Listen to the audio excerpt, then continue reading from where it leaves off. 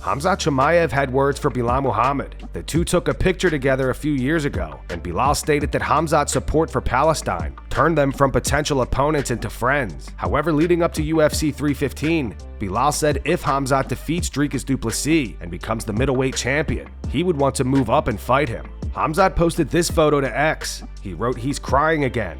He followed up saying, "Yes, he called me a Muslim brother. Then he goes saying he wants to beat me. So should I be nice to you? I like real people, not fake. If you call my brother, you should be my brother. I always support Palestine, but I never support fake people." Colby Covington and Henry Cejudo got into an altercation at the Celebrity Poker Tour yesterday. Can he retire with no belts? Yo, Bo Baggins. Hey, you got Bo Baggins in the fire this motherfucker. You back to Shire. Back to Shire. He can't win. He can't win. You too tired. Not once, twice, motherfucker. Hey guys, take that down. Take it in the yeah. Continue to keep marketing. Double champ, Olympic champ. You ain't got. I still not. You're a bum. Remember you're a little guy though. Remember you're a little guy. What's up? Shark King. Shark King. Shark King's alive. Shark King's alive, bro. Yeah. Kamaru Usman gives his reaction to Belal Muhammad losing the welterweight title to Della Maddalena. Usman says despite him and Belal not liking each other, he wasn't happy to see him lose. Listen, it's people get so invested in this game to where they think that I'm supposed to be happy because he lost. Why would I be happy because he lost? I hadn't fought him yet. You know, it wasn't that, yes, me and him weren't on, like, we weren't the best of friends.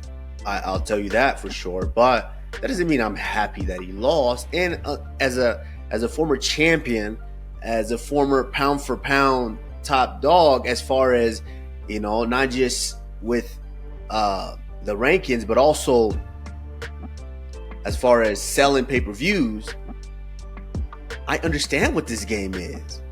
And listen, as much as we didn't like each other, it was still something that people wanted to see. It was something that was on the cusp of potentially happening. So no, I'm not excited that he lost. I'm not disappointed. I'm indifferent.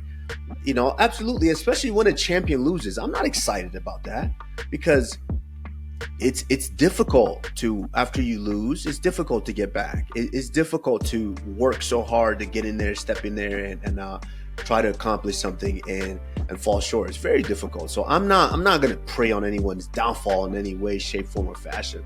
So no, absolutely not excited that he lost. But on the flip side, I will say, it was a way that I was looking at this fight. I was looking at the matchup and what was happening leading up to the matchup and what was being said before, to where I'm like, why are you not paying too much attention to this guy? It was almost dismissive. It was almost like, yeah, I ain't even gonna take him down. I'm a Canelo hands. I'm gonna put this on him. I'm about to do this and do that. To where I'm like, this kid's not bad. This dude ain't no joke. This dude is good. I see something in his spirit when he fights, to where I'm like, this guy could be a problem. Magomed Ankalaev says he was offered the rematch with Alex Pereira and also mocks Alex for recently claiming to be hacked. On X, he wrote, "I was offered to fight Alex International Fight Week. If the man don't want it, let's move on.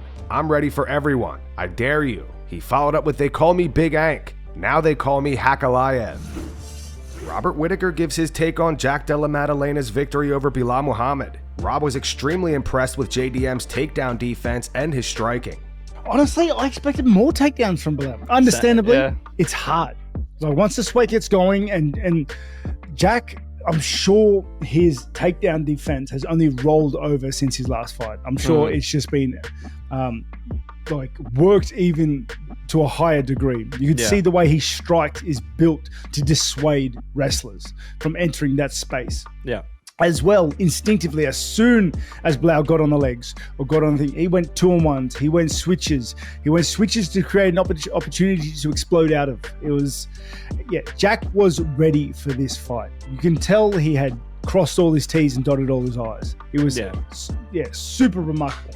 But his striking, his comfortability and his ability to stay in that mid-range, play with fire, and win the fight there like 9 out of 10 times. Yeah. No, 10 out of 10 times. He hasn't lost yet. Guy just takes that mid space and owns it. Jose Aldo has released a statement on his unanimous decision loss to Aiemann Zahabi.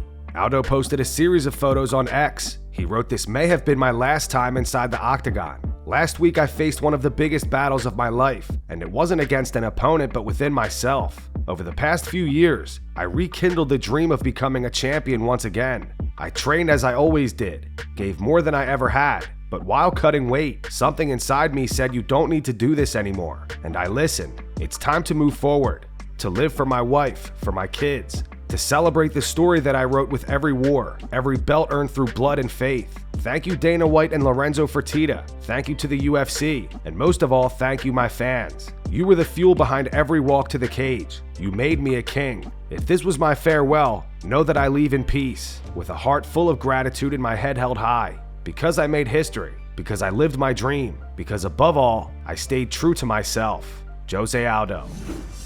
Daniel Cormier weighs in on the potential matchup between Jack Della Maddalena and Islam Makhachev. DC mentions that a win over someone like Belal Muhammad, who brings a strong wrestling base, is great preparation for facing a grappler of Islam's caliber.